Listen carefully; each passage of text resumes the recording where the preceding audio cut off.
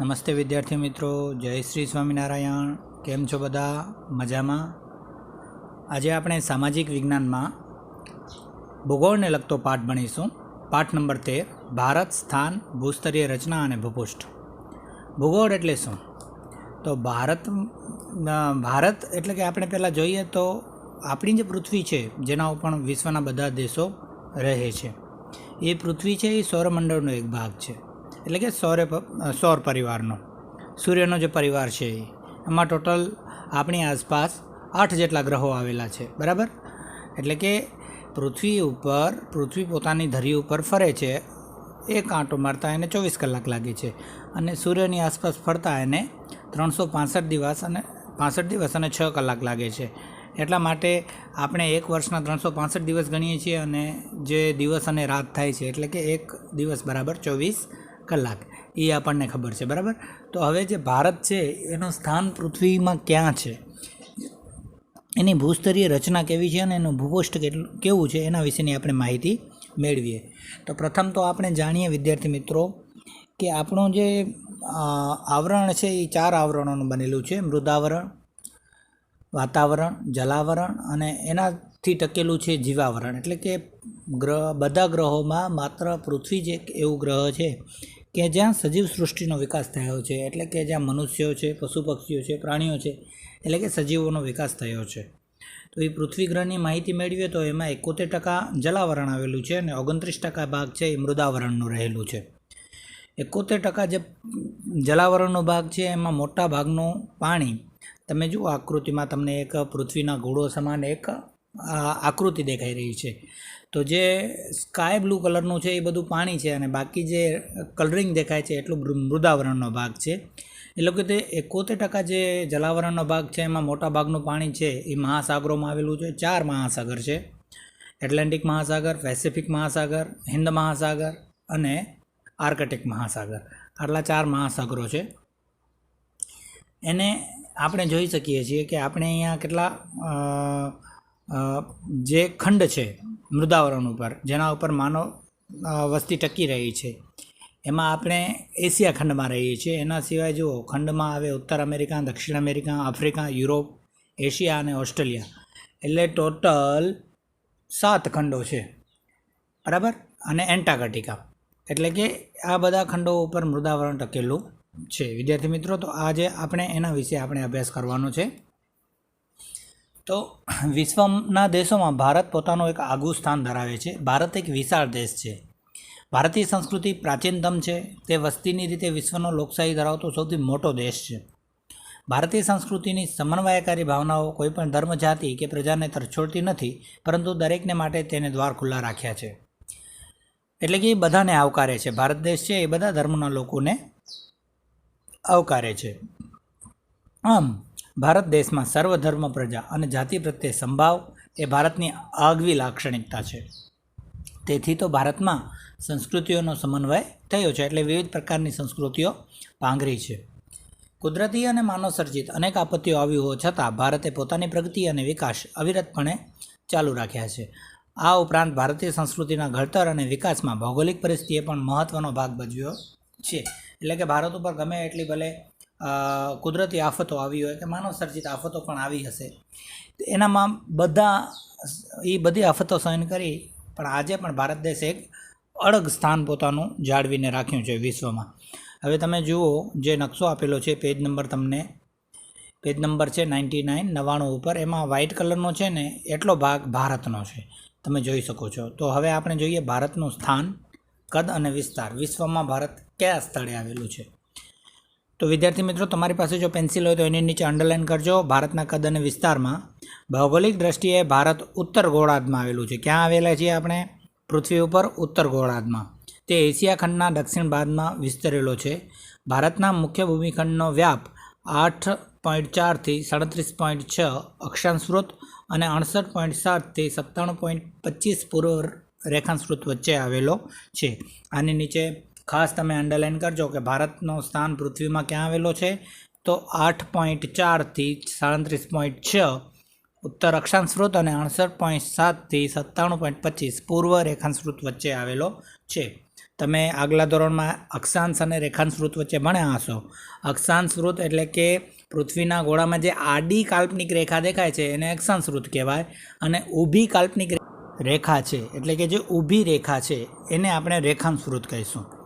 એની પણ અમુક નિશ્ચિત સંખ્યાઓ આપવામાં આવેલી છે. હવે તમે જુઓ, ગોળાનો જે તમારા પાઠ્યપુસ્તકમાં આપેલો છે ને એનો અભ્યાસ કરો. એના મધ્યમાંથી એક સમાંતર રેખા પસાર થાય છે, એને 0 અક્ષાંશ વૃત્ત ઉપરથી જે પસાર થાય છે એને વિષુવવૃત્તીય રેખા કહેવામાં આવે છે. બરાબર, તો એ રેખાઓ વિશે આપણે આગળ ભણ્યા છીએ ને હવે પણ આગળ એનો આપણે અભ્યાસ કરશું. હવે વિદ્યાર્થી મિત્રો, ભારતના મધ્યમાંથી કર્કવૃત્ત પસાર થાય છે. શું થાય છે? કર્કવૃત્ત, કારણ કે આપણે ઉત્તર ગોળાર્ધમાં આવેલા છીએ એટલે 23.30 ઉત્તર અક્ષાંશ વૃત્ત પર આવેલ છે અને એ 2 ભાગોમાં વિભાજિત છે. તેનો ઉત્તર ભાગ પૂર્વ પશ્ચિમ દિશાઓમાં ફેલાયેલો છે. અહીં વિશાળ મેદાનો તથા હિમાલય પર્વત શ્રેણી આવેલી છે. એટલે આ ભારતની વાત થઈ રહી છે કે કર્કવૃત્તથી દક્ષિણે આવેલું ક્ષેત્ર ત્રિકોણાકાર ધરાવે છે. તેનો દક્ષિણ તરફનો ભૂભાગ સાંકડો થતો જાય છે. આ મુખ્યત્વે દ્વિકલ્પીય ઉચ્ચ પ્રદેશનો ભાગ છે. તેમાં પૂર્વ તથા પશ્ચિમ કિનારાના સાંકડા મેદાનોનો સમાવેશ થાય છે. તમે ભારતનો નકશો જુઓ તો ઉપરથી ફૂલેલો અને નીચેની તરફ સાંકડો હોય છે. એ છે ભારત. બરાબર, તો એના મધ્યમાંથી કઈ રેખા પસાર થાય છે? તો કર્કવૃત્ત. એની નીચે પણ તમે અંડરલાઇન કરજો. એના સિવાય ભારત દેશના અક્ષાંશીય અને રેખાંશીય વ્યાપ બંને લગભગ સરખા અથવા તો 23 અંશના છે, પરંતુ વાસ્તવિક રીતે લદ્દાખથી કન્યાકુમારી ઉત્તરથી દક્ષિણની લંબાઈ, લદ્દાખથી કરી અને કન્યાકુમારી ઉત્તરથી દક્ષિણની લંબાઈ 3214 કિલોમીટર છે. તો એની નીચે પણ તમે અંડરલાઇન કરજો કે ભારતનું જે કેટલા કિલોમીટર લાંબુ છે ઉત્તરથી દક્ષિણ, તો 3214 કિલોમીટર. પશ્ચિમે ગુજરાતના પણ કચ્છથી કરી અને પૂર્વ અરુણાચલ પ્રદેશ સુધીના વિસ્તાર 2933 કિલોમીટર છે. આપણે છેવાડે છીએ ને કચ્છના. કચ્છ જે ભારતના છેવાડે આવેલું છે, કઈ બાજુ? પશ્ચિમ બાજુ. એટલે પશ્ચિમે ગુજરાતથી શરૂ કરી એટલે આપણો જે કચ્છનો કુરન ગામ છે ત્યાંથી શરૂ કરી અને અરુણાચલ પ્રદેશ સુધીનો વિસ્તાર છે એ 2933 કિમી સુધી વિસ્તરેલો છે. તો એની નીચે પણ તમે અંડરલાઇન કરજો કે ઉત્તરથી દક્ષિણની લંબાઈ 3214 કિલોમીટર અને પૂર્વથી પશ્ચિમથી પૂર્વની લંબાઈ છે એ 2933 કિલોમીટર છે. વિદ્યાર્થી મિત્રો, એના સિવાય ભારતમાં રેખાંશીય તફાવતને કારણે તેના પૂર્વ તથા પશ્ચિમે આવેલા દૂરના સ્થળોના સ્થાનિક સમયમાં આશરે 2 કલાકનો તફાવત જોવા મળે છે. જે સમયે અરુણાચલ પ્રદેશના પૂર્વ ભાગમાં સૂર્યોદય થાય એટલે કે સૂર્ય ઉગે એ સમયે પશ્ચિમ ગુજરાતમાં રાત હજુ બાકી હોય છે. આમ ભારતમાં પ્રમાણ સમયની રેખા 82.30 પૂર્વ રેખાંશ વૃત્ત છે. આની નીચે પણ તમે અંડરલાઇન કરજો કે ભારતના પ્રમાણ સમયની રેખા 82.30 રેખાંશ વૃત્ત છે અને એ 5 રાજ્યોમાંથી પસાર થાય છે.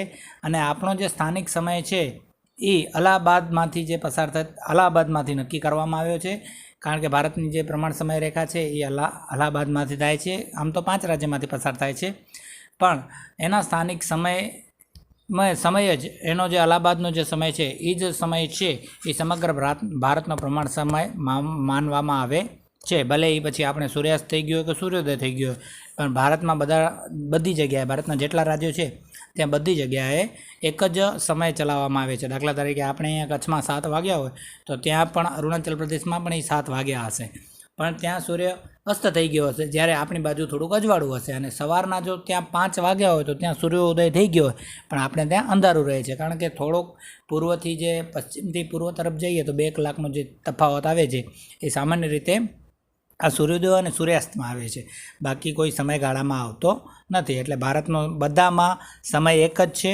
અને એનો જે પ્રમાણ સમયની રેખા છે એ 82.30 પૂર્વ રેખાંશ વૃત્ત છે. તો એના નીચે તમે ખાસ અંડરલાઇન કરજો. બરાબર વિદ્યાર્થી મિત્રો, હવે જુઓ પેજ નંબર 100 ઉપર જે નકશો આપેલો છે ભારતનો, એનો તમે બરાબર અભ્યાસ કરો. એમાં વિસ્તાર અને પ્રમાણ સમય રેખા પણ આપવામાં આવેલી છે. એમાં તમે જુઓ કે ઉત્તરથી દક્ષિણ છે એ તમે જોઈ શકો 3214 કિલોમીટર અને પશ્ચિમથી પૂર્વ એ છે 2933 કિલોમીટર. ભારતના બરાબર મધ્યમાંથી કર્કવૃત્ત પસાર થાય છે અને પ્રમાણ સમય રેખા છે એ તમે જુઓ ડોટ વાળી લાઈન છે ને એ પ્રમાણ સમય રેખા છે. એ આપણા 5 રાજ્યોમાંથી પસાર થાય છે, જે 82.30 અક્ષાંશ વૃત્તે આવેલી છે. બરાબર વિદ્યાર્થી મિત્રો, અને એના સિવાય તમે જુઓ કે આપણે ક્યાંથી કેટલો માપ લેવામાં આવ્યો છે. તો જમ્મુ કાશ્મીરથી લઈ અને કન્યાકુમારી સુધી, અને આ બાજુ 68.7 અને 97.25 રેખાંશ વૃત્ત સુધી લેવામાં આવ્યો છે.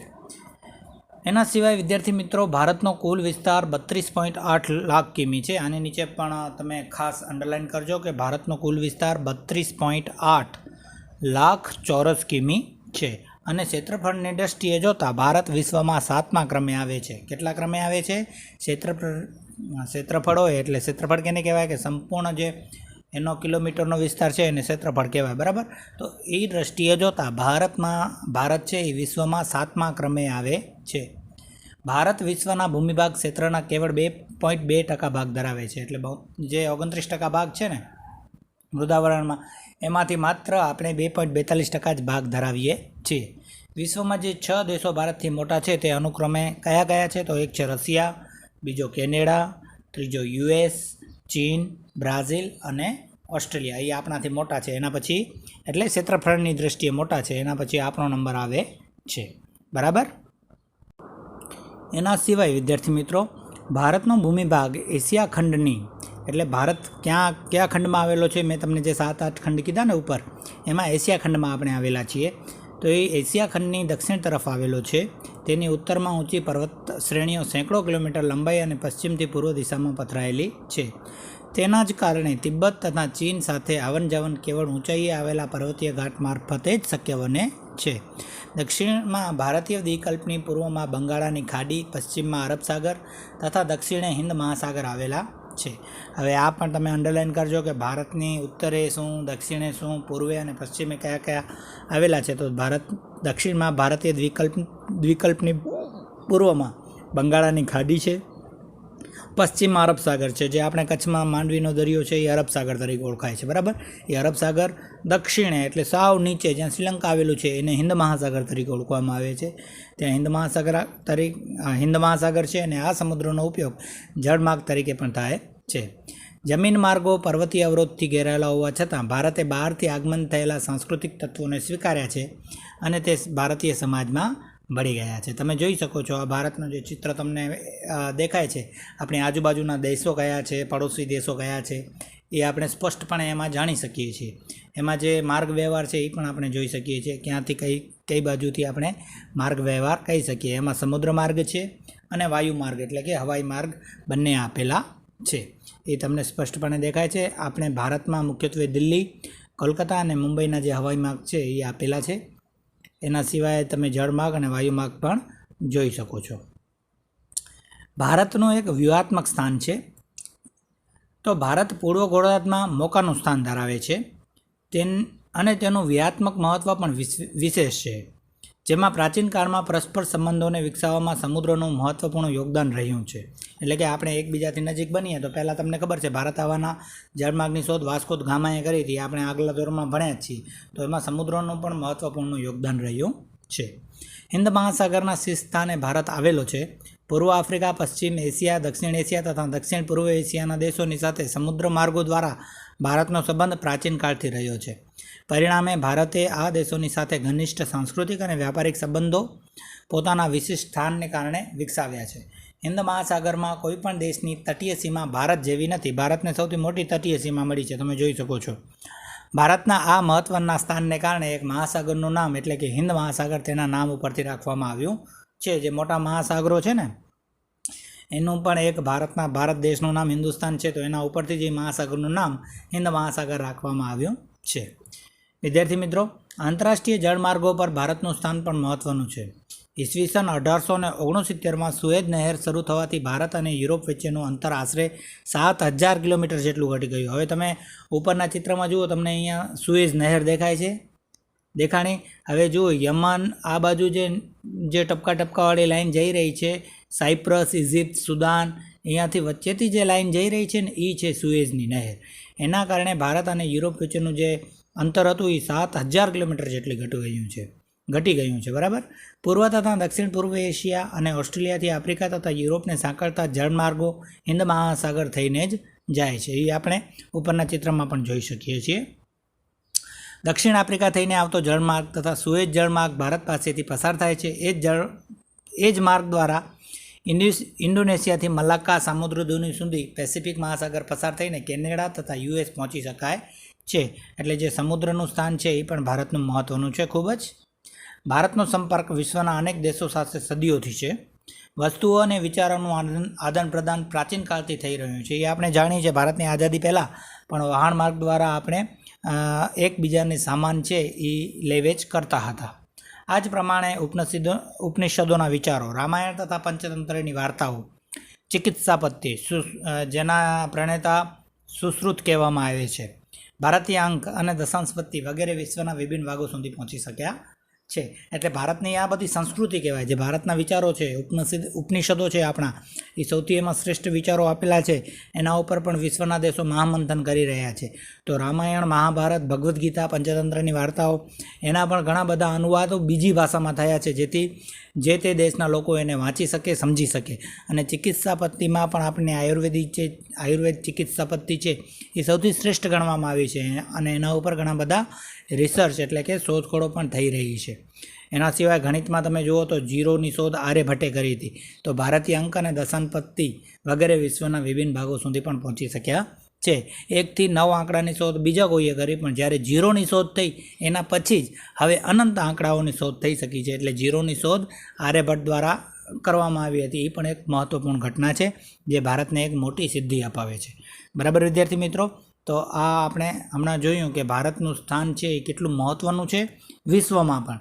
કારણ કે ભારતને સૌથી મોટો જળમાર્ગ તો મળ્યો છે, એની સાથે સાથે ભારતની સંસ્કૃતિ પણ એટલી ઉચ્ચ કક્ષાની છે કે જેનાથી લોકો આકર્ષાઈને આવે છે. તો હવે આપણે વિદ્યાર્થી મિત્રો જોઈએ કે ભારતના પાડોશી દેશો કયા કયા છે અને એના વિશેના સંબંધો કેવા છે આપણા એની સાથે. વિદ્યાર્થી મિત્રો, ભારતના પાડોશી દેશોમાં એટલે કે આપણે જોયું કે દક્ષિણ એશિયામાં ભારત એક મહત્ત્વનું સ્થાન ધરાવે છે. ભારતમાં અત્યારે ટોટલ કેટલા 28 રાજ્યો, દિલ્હીનો એક રાષ્ટ્રીય રાજધાની પ્રદેશ અને સંઘ શાસિત 7 પ્રદેશો હતા. એ તો જૂના છે, પણ હવે ભારતનું થોડું આંતરિક માળખું પણ બદલાયેલું છે. એટલે કેટલાક કુલ લગભગ 27 રાજ્યો અને 11 જેટલા સંઘ શાસિત પ્રદેશો થયા છે. પણ ભારતની રાજધાની શું છે? દિલ્હી.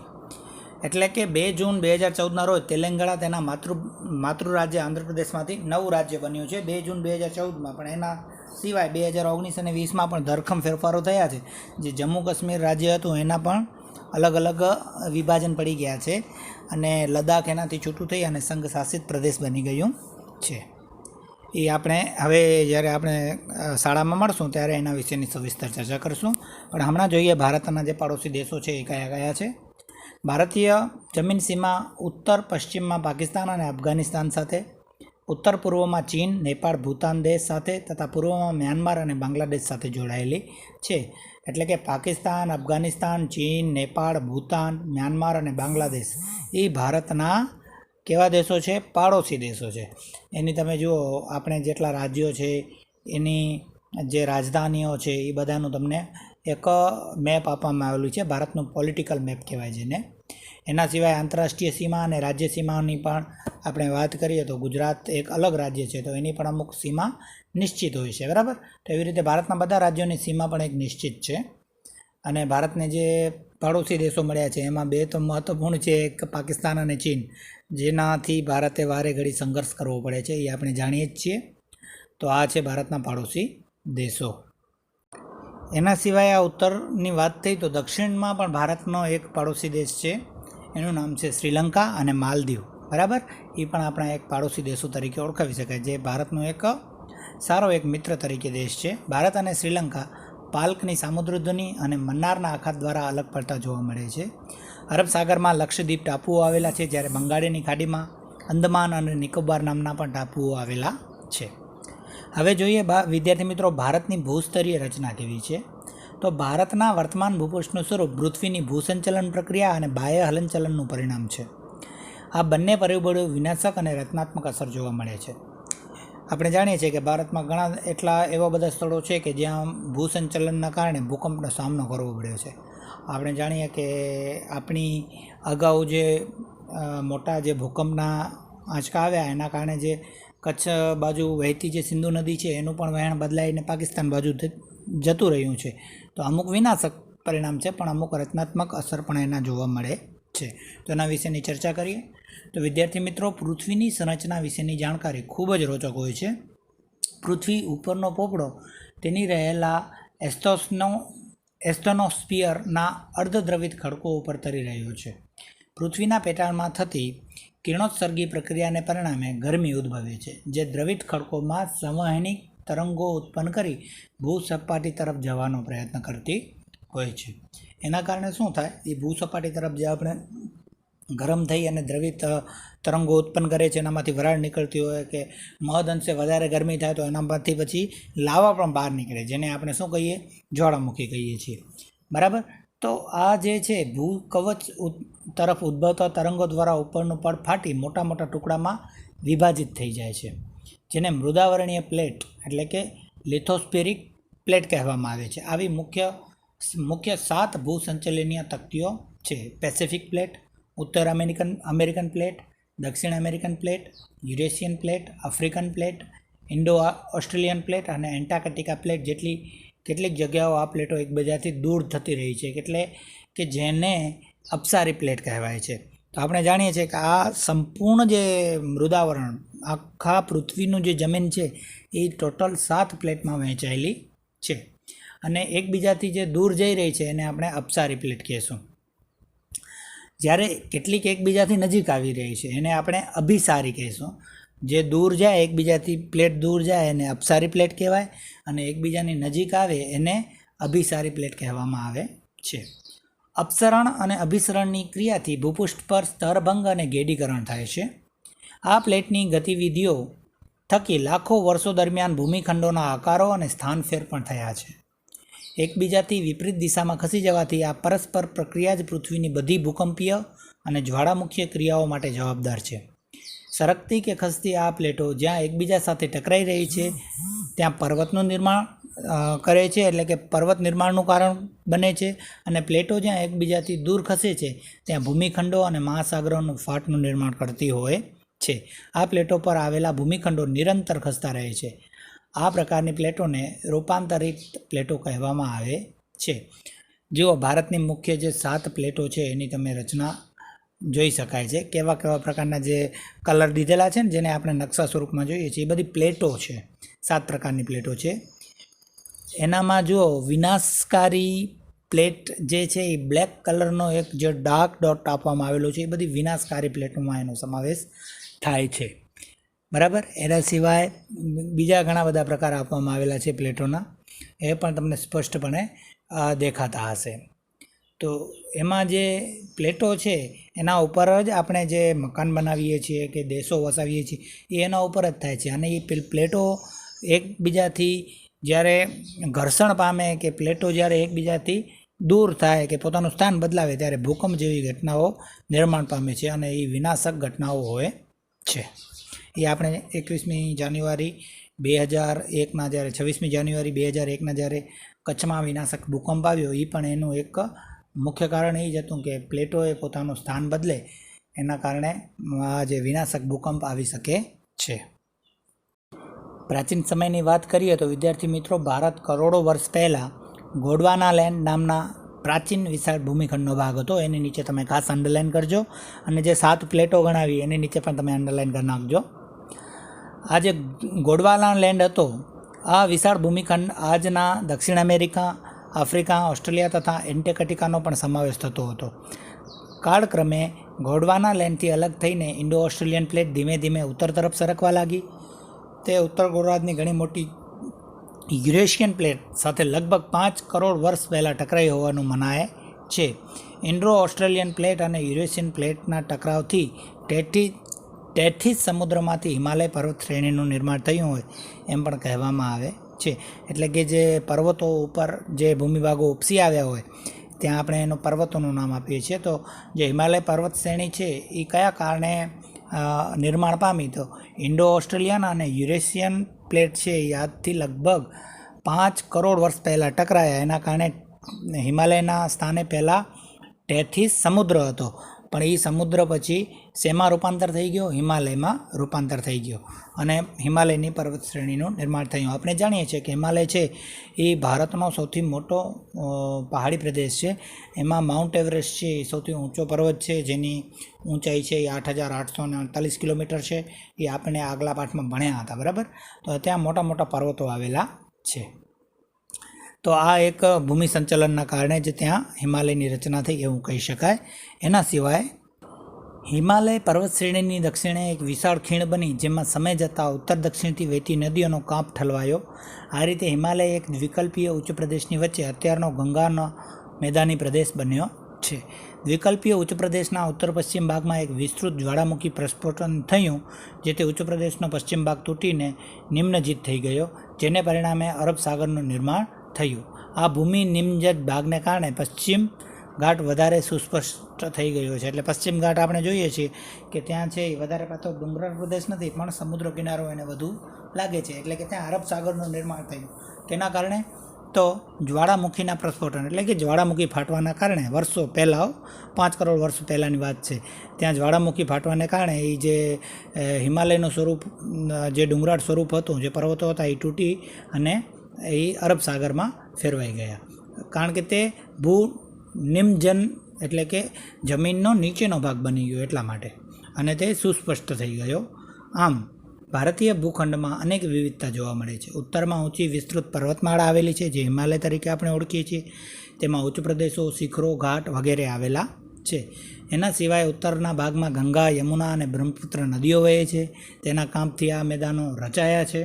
દક્ષિણનો દ્વિકલ્પીય પ્રદેશ પ્રાચીનતમ છે. દક્ષિણ ભારતમાં ઉચ્ચ પ્રદેશની બે ધાર સ્વરૂપે પૂર્વ પશ્ચિમ છેડા ઉપર તટીય મેદાનો આવેલા છે.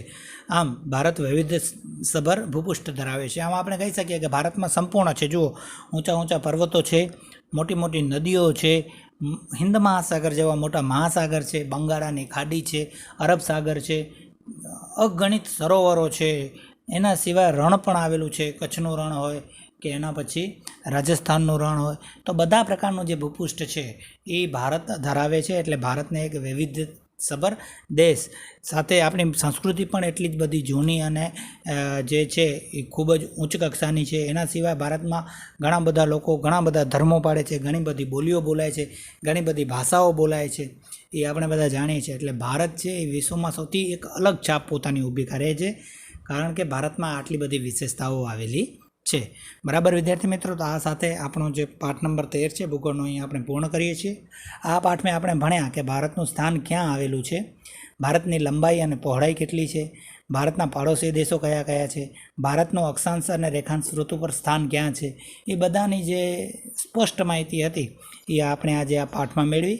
તો હવે આપણે આ પાઠના પ્રશ્નોની ચર્ચા કરીએ, જે તમને આજના હોમવર્કમાં મળશે. બરાબર વિદ્યાર્થી મિત્રો, મને આશા છે કે આ પાઠની સંપૂર્ણ સમજણ છે એ તમને આવી ગઈ હશે. તે સિવાય આપણે જ્યારે રેગ્યુલર સ્કૂલ ચાલુ થશે ને ત્યારે આ ભૂપૃષ્ઠને લગતા જેટલા બધા નકશાઓ છે એનો અભ્યાસ એકવાર જરૂરથી કરશું. ચાલો વિદ્યાર્થી મિત્રો, હવે સ્વાધ્યાયના પ્રશ્નો જોઈએ. તો પ્રથમ છે, નીચેના પ્રશ્નોનો ટૂંકમાં જવાબ આપો. સહેલા પ્રશ્નો છે બધા કે ભારતનું પૂર્વ ગોળાર્ધમાં મોકાનું સ્થાન છે સાથે. તો આપણે જોઈએ છીએ કે ભારત છે એ પૂર્વ ગોળાર્ધમાં આવેલું છે, એશિયા ખંડમાં આવેલું છે, અને એને ઘણી બધી જે સમુદ્ર સીમા છે એ મળી છે, એના કારણે એને વેપાર કરવામાં સરળતા રહે છે, એટલે એ મોકાનું સ્થાન ધરાવે છે. એના સિવાય તમે આ પાઠનું વાંચન કરશો તો આ પ્રશ્નનો જવાબ તમે સરળતાથી રહી શકશો. ભારતમાં વૈવિધ્યસભર ભૂપૃષ્ઠ સાથી છે, તો આપણે આગળ જ ચર્ચા કરી કે વૈવિધ્યસભર ભૂપૃષ્ઠ છે ભારતનું. એમાં ભારતમાં ઉચ્ચ પર્વતીય પ્રદેશો છે, મહાસાગર છે, પછી રણ આવેલું છે, મેદાનો છે, નદીઓ આવેલી છે, એના કારણે ભારતનું વૈવિધ્ય છે એ ભૂપૃષ્ઠ છે, વૈવિધ્યસભર ભૂપૃષ્ઠ છે ભારતનું. ત્રીજો, ભારતનો આંતરરાષ્ટ્રીય વેપાર કેમ સરળ બન્યો? તો ભારતનો આંતરરાષ્ટ્રીય વેપાર એક તો જે સમુદ્ર માર્ગ થઈ અને ભારતને હિન્દ મહાસાગર તેમજ સુએઝની નહેર બની, જેના કારણે ભારતનો જે છે એ આંતરરાષ્ટ્રીય વેપાર એકદમ સરળ બની ગયો. એ આપણે પાઠના ઉપરમાં સવિસ્તર છે એવી રીતે તમને જવાબ લખવાનો છે. ભારત સંસ્કૃતિનું સમન્વયિત છે. હા, ભારતમાં ઘણી બધી સંસ્કૃતિઓનું પાલન થયું છે. પ્રાચીન સમયમાં પણ ભારત એક વિવિધતા ધરાવતો દેશ હતો. ભારતમાં ઘણા બધા ધર્મના લોકો વસે છે, ઘણી બધી જાતિના લોકો વસે છે. તે પોતાનો ધર્મ પોતાના પ્રમાણે પાળે છે, એટલે આપણે કહી શકીએ કે સંસ્કૃતિનો એક સમન્વય તીર્થ છે.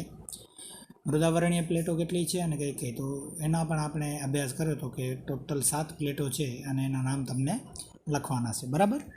બીજા છે નીચેના શબ્દોની સંકલ્પના સમજાવો. એમાં છે પ્રથમ પ્રમાણ સમય. પ્રમાણ સમય એટલે શું? તો કોઈ પણ દેશના કોઈ એક મધ્ય ભાગ ઉપરથી જે દેશનો સમય નક્કી કરવામાં આવે એને પ્રમાણ સમય કહેવામાં આવે છે. બરાબર. ભારતમાં એક જ પ્રમાણ સમય છે. બીજો છે કર્કવૃત એટલે શું? તો કર્કવૃત એટલે વિષુવવૃત્તથી 23.30 ઉત્તર અક્ષાંશમાં આવેલ જે વૃત્ત છે એને કર્કવૃત તરીકે ઓળખી શકાય, જે વિષુવવૃત્તથી 23.30 ઉત્તર અક્ષાંશમાં આવેલો છે, એ છે કર્કવૃત. પછી ત્રીજો છે દ્વિકલ્પ. દ્વિકલ્પ એટલે કે જેની ચારે બાજુ સમુદ્ર હોય અને વચ્ચે જે ભાગ હોય ભૂમિભાગ, એને દ્વિકલ્પ તરીકે ઓળખવામાં આવે છે. ચોથો છે અપસારી. અપસારી એટલે શું કે પ્લેટો નજીક આવે કે દૂર જાય, એ આપણે હમણાં જ આગળ ભણ્યા હતા કે જેને અપસારી પ્લેટ કે અભિસારી પ્લેટ કહેવામાં આવે. તો જે પ્લેટો છે એ એકબીજાથી દૂર જાય ને એને અપસારી પ્લેટ કહેવામાં આવે છે. કઈ પ્લેટો? જે ભૂમિની પ્લેટો છે ને એ બધી આપણે ઉપર હમણાં જોઈને કે મૃદાવરણીય પ્લેટો એ એકબીજાથી જ્યારે દૂર જાય એને અપસારી પ્લેટો કહેવામાં આવે છે. પછી એના પછીનો જે પ્રશ્ન છે એ છે ગોળાર્ધ. ગોળાર્ધ એટલે શું કે પૃથ્વીના 2 ગોળાર્ધ છે, ઉત્તર ગોળાર્ધ અને દક્ષિણ ગોળાર્ધ, એ 2 વિભાગમાં વહેંચાયેલી છે. એટલે મધ્યમાંથી એને વિષુવવૃત્ત પસાર થાય છે. તો એનો ઉપરના ભાગ છે એ ઉત્તર ગોળાર્ધ છે અને નીચેનો ભાગ છે એ દક્ષિણ ગોળાર્ધ છે. હવે આવ્યું એના પછી છઠ્ઠું અભિસરણ. અભિસરણ પણ આપણે પ્લેટોમાં જેની વાત કરી હતી કે અભિસરણ એટલે શું? તો અભિસરણ એટલે કે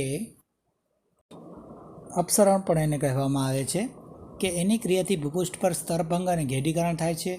આ પ્લેટની ગતિવિધિઓ થકી લાખો વર્ષો દરમિયાન ભૂમિખંડો આકાર અને સ્થાન ફેર પણ થયા કરે છે.